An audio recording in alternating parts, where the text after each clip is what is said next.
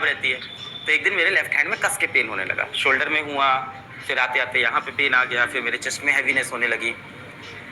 ठीक है, मैंने माताश्री को तो बताया नहीं, क्योंकि वो तो फिर बहुत डर जाती ना, वो रोना धोना घर में चालू हो जाता है ना। दोस्तों को भी नहीं बताया, वरना कफन अफन का इंतज़ाम कर लेते।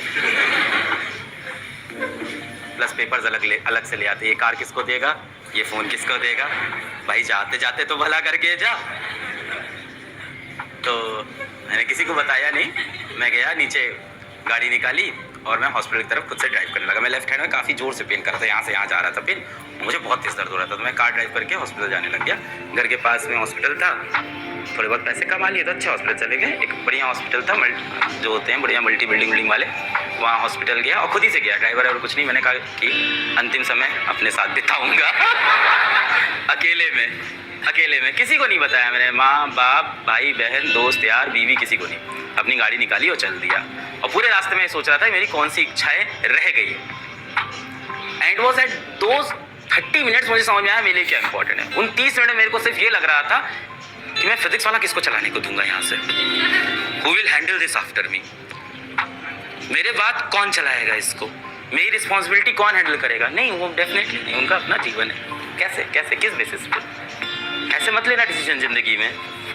कह रहा बीवी, ऐसे थोड़ी होता है। दिल और दिमाग में डिफरेंस रखिए थोड़ा, है ना, ऐसे मत फिसलिएगा, ऐसे फैसले नहीं लेते। मैं गाड़ी चला रहा था, पहले मैंने सोचा माता पिता, मैंने कहा ठीक है माता पिता के लिए मैंने अपने जीवन में वो कर लिया जो मैं करना चाहता था, मेरा हो गया, आप लोग का भी बाकी, मेरा वो पार्ट हो गया है। बहन के लिए मुझे लगता है ठीक है, उसने जितना सपोर्ट किया मैं भी उसका था, दोस्तों के साथ भी हमेशा मैं खड़ा था।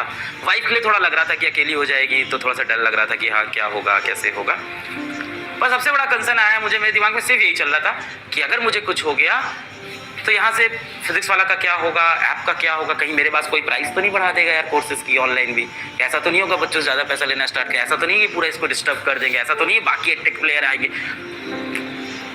और 30 मिनट बाद मैं वापस आया। खैर मैं हॉस्पिटल गया तो वहाँ सबसे पहले मैं इमरजेंसी वार्ड के अंदर घुसा और मैं गया तो पर्चा कटवाते हैं ना, तो मैं उनके पास गया कि दिखाना है क्या, पेशेंट कहाँ है, मैंने कहा मैं, क्या दिक्कत क्या, मैंने कहा हार्ट अटैक आ चुका है, बहुत कस के। यार प्रॉब्लम क्या है, हमने कहा थोड़ा सा लेफ्ट हैंड में दर्द, कह रहे गलत सो गए होगे रात में। हमने कहा आपका तो काम है ना इसको टेस्ट करना चाहिए, आप ही डिमोटिवेट कर रहे हो। तो उन्होंने कहा कि ठीक है अंदर जाओ। फिर मैं इमरजेंसी वार्ड में घुसा, वहाँ डॉक्टर आए सबसे पहले तो, एंड डॉक्टर वो थे सीनियर रेसिडेंट थे आई थिंक, या जूनियर रेसिडेंट डॉक्टर थे। तो वो आए, वो सबसे पहले पहचाने क्या हुआ। तो हमने कहा कि सर मेरे लेफ्ट हैंड में बहुत तेज यहाँ से यहाँ पेन कर रहा है, थोड़ा चेस्ट में हैवीनेस लग रहा है सर, एक सेल्फी। हमने कहा अभी नहीं भाई, तेरा एक ही तो काम था जीवन में चाहना, वो तो कर ले।